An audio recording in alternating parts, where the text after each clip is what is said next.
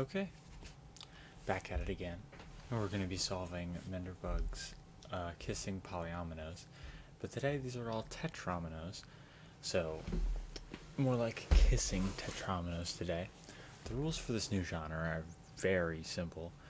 You have to place all of these polyominoes in the bank into the grid, and the only places that two different polyominoes can touch orthogonally are across one of these bolded lines.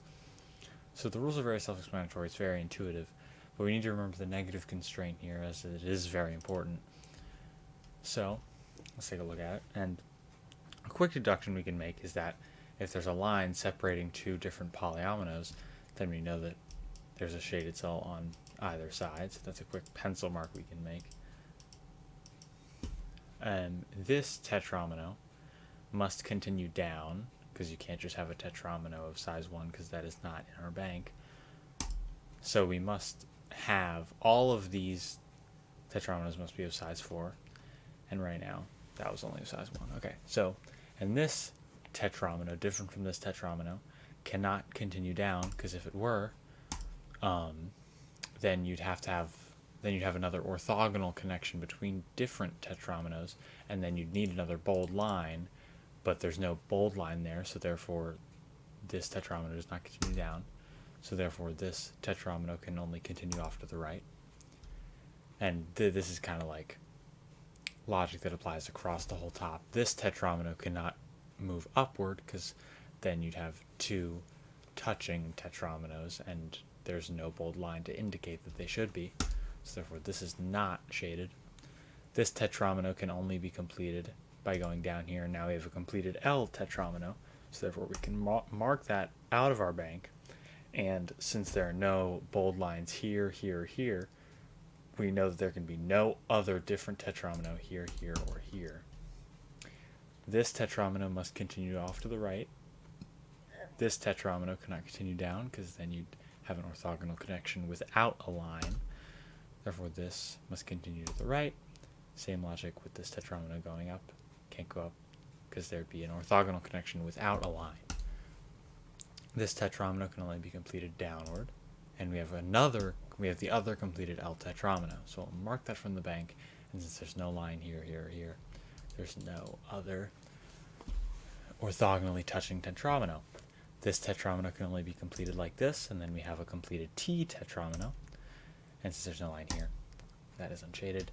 This tetromino must be completed like so, and therefore we have an I tetromino done. This tetromino must continue downward. This tetromino up here only has 4 possible spaces to complete itself, so it must take all of those. Therefore we have both of our T tetrominos and both of our L tetrominos completed. Therefore, we must ask ourselves, actually, let me do this real quick. This tetromino can't continue downward, because then we'd have, two orthogonally touching tetrominos without a line indicating the connection. So therefore, we have 3 cells of a tetromino, but we know that we've used all of our L tetrominos, so therefore this couldn't happen, because then we'd have to place an L tetromino. We'd have to place a third L tetromino into the grid, but we've already used our max of 2. We can only place 2 in, and we've already placed both of them. So therefore this is an I tetromino, and then we've used all of our I tetrominos as well. So now we only have O and S tetrominos.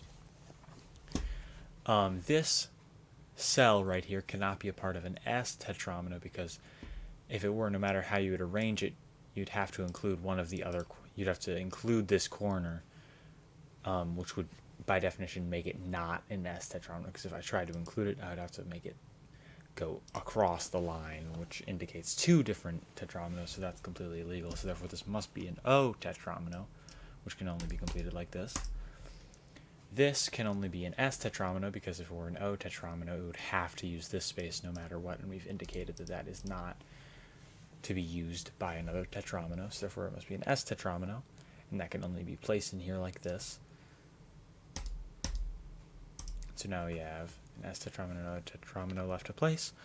This cannot be an O tetramino, because if it were, then it would connect to this, and then you'd have a pentomino, which is not in our bank. So therefore, this must be an S tetramino. And there are two ways that we could make that S tetramino, but let's quickly look here. Where can this tetramino continue? It must continue down, and therefore, since this is an S tetramino, it must be completed like this. And now we have an O tetramino left place, and that must be completed like that. And there we go. Fun little puzzle. I really like the genre. Hope to see more.